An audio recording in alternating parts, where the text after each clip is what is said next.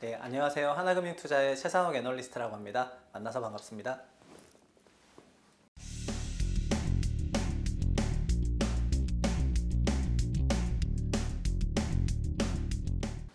일단은 유튜브를 하게 된 계기는 언론 때문이었는데, 네. 왜냐면 이제 언론과 인터뷰를 하면은 주로 약간 그 인터뷰가 한 말 전체를 적기보다는 이제 발췌를 해서 쓰잖아요. 제가 전달하려는 하는 의도가 약간 왜곡되는 경험도 조금 있었거든요. 그러다 보니까 전체에 대해서 좀 말해야 되겠다는 생각이 좀 들어가지고 이제 유튜브 채널을 갖고 있으면 좋겠다 이런 생각이 들어가지고 유튜브 채널을 시작하게 됐고요.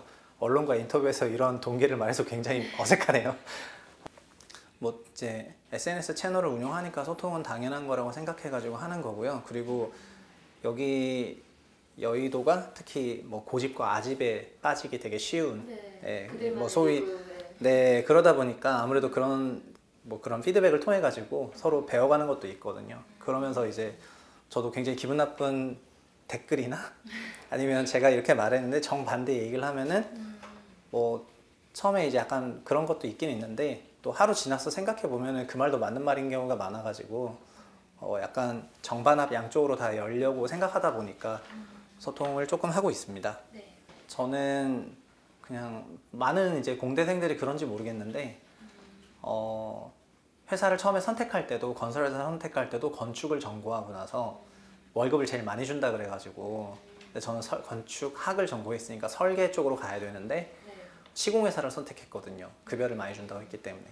그리고 거기 가고 나서도 투자를 해야지만 그런 경제적인 자유를 얻을 수 있다고 또 이제 깨닫게 되면서 제 번외로 막 그런 투자를 많이 했었죠. 투자를 많이 했다가 2005년부터는 너무 그 투자 성과가 좋았었는데 08년 금융위기 때 이제 대차게 그런 큰 손실을 보면서 그래서 금융시장이라든가 어떤 그러니까 금융시장과 주식에 대한 그런 메커니즘을 모른 채로 개인이 그냥 회사 생활 열심히 하고 적당히 공부하고 주식 관련 책 읽고 뭐 이런 커뮤니티 활동하고 이러면은 투자로 좀 경제적인 자유를 얻을 수 있다고 좀 착각을 했던 거죠.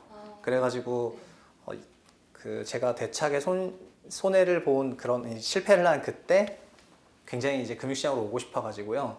막 알아보고 있던 차에 저한테 이런 기회를 뭐 몇 개가 떴는데 그거를 이제 좀 잘 잡게 돼가지고 2011년 7월에 왔고요. 그래서 지금 10년째 되고 있습니다. 2013년도 정도에 생각했을 때는 주택 가격이 그렇게 비싸지 않았거든요. 그러니까 그 당시에는 우리나라 주택 전체의 시가총액이 3천조 원도 안 됐었는데 지금은 5천조 원 넘거든요. 그러다 보니까 평균적으로 1.6배 올랐고 대부분 지역은 다 2배 이상 올랐거든요. 그런데 그러다 보니까 지금은 아주 비싸다고 생각을 하게 되었죠. 이런 생각을 저만 하지 않고 최근에 이제 현 정부도 부동산 주택 시장이 되게 과열됐다고 생각하니까 이제 시장 안정화 정책들 그런 것들을 계속 내고 있는데 그래서 지금은 어디 투자하기 적합하냐 하면은 부동산은 투자하기에는 다소 지금은 이제 좋지 않은 시점이라고 생각을 하고요. 지금 제가 개인적으로 생각하는 거는 그동안 한 3, 40년 동안 우리나라 부동산이 거의 엄청난 좋은 투자 대안이었는데 앞으로는 그렇지 않을 가능성이 조금 높아질 것 같고요. 제 애널리스트 10년차 경력에서 한 8년은 주택시장 이제 상승할 것 같다 이제 상승 관련한 그런 얘기를 많이 했고 최근 2년 동안은 시장이 좀 안정화될 만한 타이밍이 된 것 같다. 왜냐면 약간 오버슈팅 됐으니까 그런 얘기들을 많이 하고 있습니다. 앞으로 2020년대는 경기도가 훨씬 거주 만족도가 종전 대비 아주 높아지는 그런 변화가 있을 만한 지역이라고 생각을 하고 있습니다. 앞으로는 다시 그 서울의 재건축이나 재개발의 속도가 둔화되고 노후주택이 많아지고 그리고 경기도를 둘러싸고 있는 그런 외곽 신도시들의 신축 주택들이 계속 공급되고 교통망 확보되고 이렇게 되면은 다시 그 천당 위에 분당이 있었던 그때로 또 돌아갈 거로 생각을 하거든요. 그래서 이런 그냥 우리나라 도시를 개발하는 방향에 따라서 어떨 때는 굉장히 구도심이 강세일 수도 있고 어떨 때는 신도시가 강세일 수도 있는데 2020년대 이후는 경기도 신도시 강세가 아니겠는가 이렇게 생각을 하고 있고요. 작년만 하더라도 전부 서울 주택만 바라보다 보니까 막 영혼을 끌어모아가지고 서울에 갭 투자하고 막 다 이랬었거든요. 그래서 그런 것들이 좀 과열됐다고 개인적으로 생각을 했고 앞으로는 경기도 지역에 지금보다는 더 많은 좋은 그런 주거 지역들이 만들어지지 않을까 이렇게 생각하고 있습니다. 아마 6, 7천의 그런 신혼부부들은 네. 자기 구매력 한도에서 부동산 매수를 희망하시잖아요. 네. 그래서 제가 추천하는 방법은 현재 소득 기준으로 네. 원리금 상환을 약 20% 정도? 만약에 7천만 원이면 연애 원리금 상환을 한 1,400만 원 정도로 네. 그 정도로 대출을 받으시는 선에서 네. 주택을 구매하시면은 아주 큰 부담은 없어요. 그러니까 원리금 상환을 20%를 넘기는 순간부터는 네. 다른 부분에 대한 그런 지출에도 약간 영향을 받게 되거든요. 네. 저도 20대 때 똑같은 생각했는데 지금 이렇게 모아가지고 어느 세월에 저렇게 모아가나 이런 생각을 많이 했었거든요. 네. 그런데 또 이제 인생이 살아보니까 또 여러 가지 그런 기회들도 있을 수 있다고 생각이 돼가지고 현재 소득 기준으로 미래를 그냥 선처럼 직선으로 그어가지고 소득을 엑셀로 그렇게 계산하시지 말고 중간에 이제 어떤 기회와 이런 점프들이 있을 거라고. 네.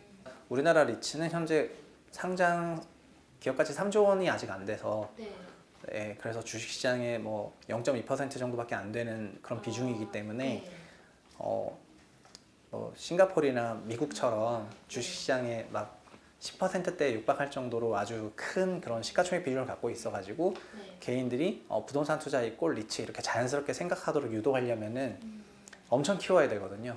엄청 키워야 되고 그래서 또 가게의 그 자금이 리츠라는 그릇에 아직 담기기에는 리츠 그릇이 한국은 너무 작아가지고 네. 한국 리츠는 그동안에 뭐 오피스 리츠 위주고 네. 그다음에 유통시설 위주 리츠다 보니까 약간 레거시 리츠에 해당이 되거든요. 아, 그래서 네. 이런 다만 올해는 뭐 물류센터 리츠도 나올 예정이고 네. 그래서 리츠 종류가 조금 더 다양해질 거여가지고 네. 개인 투자자분들은 리츠를 투자하실 때 리츠라고 해서 무조건 사는 게 아니라 결국에는 그 리츠가 갖고 있는 부동산이 성장 산업의 인프라인지 아니면 사양 산업의 인프라인지를 구분해 가지고 사실 필요가 있으실 것 같고 네. 관련해서 아까 제가 말씀드린 글로벌 리츠 주가 움직임은 뭐 시사점이 있다고 개인적으로 생각합니다. 3호 리츠에도 상당한 혜택을 줬기 때문에 네. 공모까지 갈 필요가 없었어요. 아, 네, 그래서 네. 공모를 해야 저희 같은 개인들이 주식시장에 상장된 리츠를 가지고 사는데 네. 저희는 3호 중심으로 컸고요. 근데 예를 들면은 일본 같은 경우에는 리츠는 상장시켜야 돼요. 그러니까 그런 약간 강제 규정이 있어가지고 네. 그런 자연스럽게 공모로 유도를 했거든요. 그런데 저희는 이제 그런 게 없어가지고 3호 리츠는 굉장히 커졌으나 공모 리츠는 안 커졌고 그래서 이렇게 되니까 공모 리츠를 키우기 위해서는 자연스럽게 3호 리츠에 들어가는 혜택을 줄이기 시작해서 이제 공모 리츠의 혜택을 주다 보니까 공모 리츠 커질 걸로 생각하고 있습니다. 강남권 가격은 작년 상반기에도 그렇고 올해 상반기에도 그랬고 강력한 부동산 대책이 나오고 나서 한 3개월에서 6개월간은 잡혔었거든요. 잡혔었는데 근데 이제 사람들의 그 도심 선호도가 많이 옅어져야 될 것 같은데 구조적으로 약세가 나오려면 도심 선호도가 많이 옅어져야 될 것 같고 그거는 뭐 다양한 방법들이 있겠죠. 지금은 반포 한강변이 제일 좋아 보이는데 나중에는 그냥 남양주에 전원주택 1000평이 더 좋을 수도 있거든요. 아니면은 서쪽에다가. 그래서 그런 질문들은 해볼 필요가 있는 것 같고요. 과거에는 이런 질문도 안 나왔었는데 요새 나왔다고 하는 걸 보면은 어쨌든 좀 달라지고 있는 것 같기는 합니다. 다만 지금은 단기적으로 구매력 위축을 통해서 뭐 15억 초과는 대출 중단하고 9억 초과는 대출 받기 어렵게 하고 이렇게 구매력 위축을 통해 가지고 가격을 좀 인위적인 조정을 하기 위한 그런 정책들을 조금 내고 있다 이렇게 설명드릴 수가 있겠네요. 이거 되게 어려운 질문인데 일단 저는 네.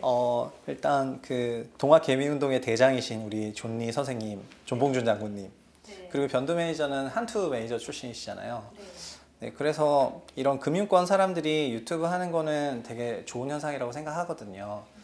그냥 어쨌든 저희끼리 평가할 수도 있지만 저희 나름대로 양질의 자산이라고 생각하고 있는데 그런 것들이 여의도 내에서만 유통되다가 여의도 외로 유통이 되고 있고 그리고 최근에 3프로TV나 이런 걸 통해 가지고 유통이 되고 있습니다. 저희가 소개되고 이렇게 하면서. 근데 직접 채널을 운영하게 되면은 그 직접 채널을 운영하면서 더 많은 얘기를 할 수 있기 때문에 더 많아지실 거고 생각하고 저가 유튜브 하는 거는 다른 분들도 저 하는 거 보고 얼마든지 따라 할 수 있도록 이제 그런 길잡이 역할을 하고 싶은 생각이 좀 큰 거고요. 제가 16년에 좀 주제에 맞지 않게 그 대중서 냈던 것도 그냥 제가 내면은 다른 사람들도 더 좋은 책 낼 수 있을 거라고 생각했기 때문에 그렇게 썼던 것도 있거든요. 그래서 제가 지금 유튜브 하는 거 보고 얼마 전에도 저희 회사 직원이 또 유튜브 채널을 개설했습니다. 그리고 이번 주에도 또 다른 리서치에서 유튜브 채널 운영하시는 분들이 또 보자고 하고 이렇게 해가지고 어쨌든 여의도 유튜버 만들기에 그 공헌을 하고 있는데, 그래서 이제 금융시장 안에 있는 그런 좋은 정보나 이런 것들이 대중들한테 많이 가가지고, 네, 그래서 뭐 잘못된 그런 실패한 투자나 이런 것들로 이어지는 거를 좀 막는 데 도움이 되었으면 하는 바람이죠. 예.